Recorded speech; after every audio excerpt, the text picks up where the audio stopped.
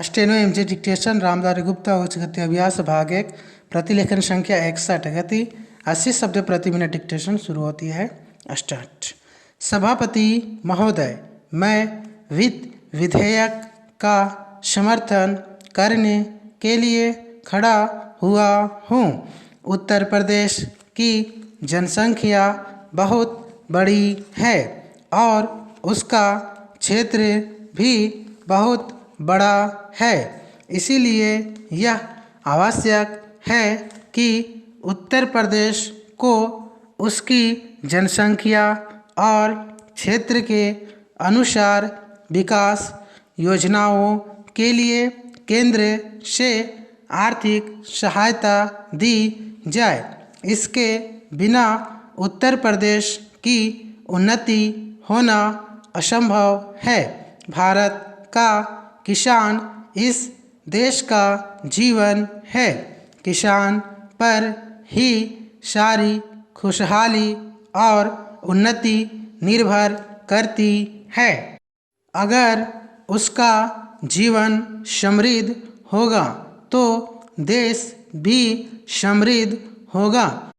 इसीलिए यह आवश्यक है कि किसान के दैनिक जीवन की चीज़ें सस्ती हो और उसके खाद और कृषि यंत्र आदि सस्ते दामों पर मिल जाए। पानी के लिए उसको भगवान की तरफ न देखना पड़े, बल्कि उसको सिंचाई के विषय में आत्मनिर्भर बनाया जाए।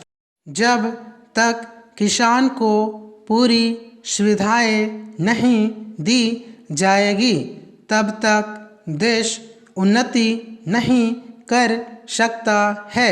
मेरा यह भी निवेदन है कि जिन परिवारों में खेती का काम होता है, उन परिवारों के बच्चों को कृषि विभाग में नौकरी देनी चाहिए।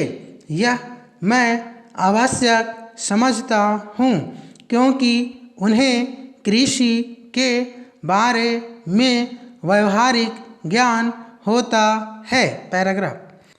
सभापति महोदय, वर्तमान सरकार ने समाजवाद की नीति अपनाई है और सरकार समाजवाद की तरफ कदम बढ़ा रही है, लेकिन हम देखते हैं कि बड़े और छोटे सरकारी कर्मचारियों के वेतन में बड़ा फर्क है।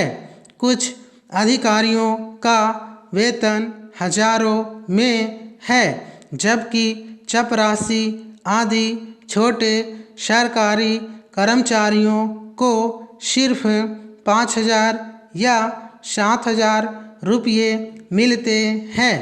आज वेतन में यह जो फर्क है वह समाप्त होना चाहिए। मेरा निवेदन है कि सरकारी कर्मचारियों के वेतन में बहुत ज़्यादा का अंतर नहीं होना चाहिए। तभी हम कह सकते हैं कि हिंदुस्तान में समाजवाद है। किसान की रोजाना के उपयोग की चीज़ें बहुत महंगी होती जा रही है। देश में महंगाई दिन प्रतिदिन बढ़ रही है और सारे देश में बेचैनी फैली हुई है।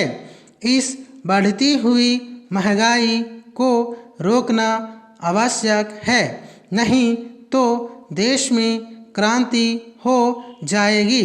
आप इस सच्चाई को छिपा नहीं सकते कि आज देश में चारों तरफ बड़ा असंतोष है और लोग बड़ी आशा से हमारी तरफ देख रहे हैं, लेकिन महंगाई हमारे नियंत्रण से बाहर होती चली जा रही है।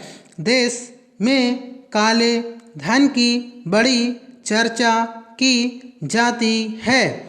उसको निकालने के लिए बड़े प्रयत्न किए गए हैं। समाप्त। Thank you.